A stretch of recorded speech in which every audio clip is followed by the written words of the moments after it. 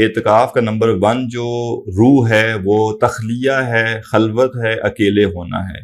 تو خواتین گھر پہ یا مسجد میں جہاں بھی اعتکاف بیٹھ رہی ہیں وہ اس چیز کو مد نظر رکھیں کہ تخلیہ ہونا چاہیے، اور جو مرد مسجد میں اعتکاف کر رہے ہیں ان کو بھی چاہیے کہ وہ اکیلا وقت گزاریں وہاں پہ۔ یہ جو ایک ٹرینڈ آج کل بن چکا ہے کہ ہر مسجد میں اعتکاف کے دوران صبح دوپہر شام ہر نماز کے بعد درس ہو رہے ہیں اور یہ ہو رہا ہے اور وہ ہو رہا ہے، تو یہ جو اجتماعی ایکٹیویٹیز ہیں یہ اعتکاف کی روح کے منافی ہیں۔ جن لوگوں کو دین بالکل نہیں پتا تو چلے ان کے لیے ٹھیک ہے کہ وہ 10 دن اعتکاف بیٹھنے آئے ہیں تو کچھ دین سیکھ لیں گے، لیکن جن کو کچھ دین کا کچھ بیسک نالج ہے یا کچھ دین سے وہ جڑے ہوئے لوگ ہیں تو وہ علم حاصل کریں اعتکاف کے بعد یا اعتکاف سے پہلے۔ 10 دن جو اعتکاف کے ہیں وہ علم حاصل کرنے کے لیے نہیں ہیں، وہ لیکچر سننے کے لیے نہیں ہیں۔ اعتکاف کے 10 دن ہیں اللہ سبحانہ تعالیٰ کے ساتھ تعلق مضبوط کرنے کے لیے۔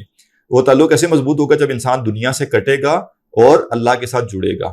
تو جتنا اپنے آپ کو تخلیہ یا خلوت میں لے جا سکتے ہیں اتنا بہتر ہے، نمبر 1۔ نمبر 2، عبادات پہ فوکس کریں، قرآن کی تلاوت پہ فوکس کریں، اللہ کے نبی صلی اللہ علیہ وسلم کی زندگی کو پڑھیں، صحابہ کی زندگیوں کو پڑھیں، اسلاف کی زندگیوں کو پڑھیں، جن سے آپ کو رہنمائی ملے گی کہ آپ نے زندگی کیسے گزارنی ہے۔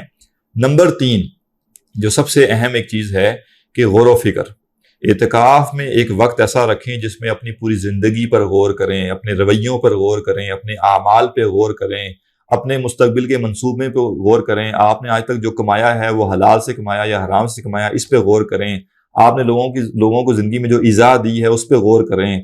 آپ کو کس سے معافی مانگنی ہے اس پہ غور کریں۔ آپ نے اپنے قریبی لوگوں کے جو حقوق ادا کرنے ہیں اس پہ غور کریں، جو آپ نے لوگوں کی حق تلفی کی ہے اس پہ غور کریں، اور اس کے بعد جو ہے اس دنیا پر غور کریں، آخرت کے لیے آپ کیا کر رہے ہیں اس پہ غور کریں۔ تو اعتکاف کا ایک بہت بڑا ایلیمنٹ مسنگ ہے لوگوں کے اندر، وہ ہے غور و فکر۔ اپنی اصلاح کے لیے غور و فکر، اپنے مستقبل کی اچھی پلاننگ کے لیے غور و فکر۔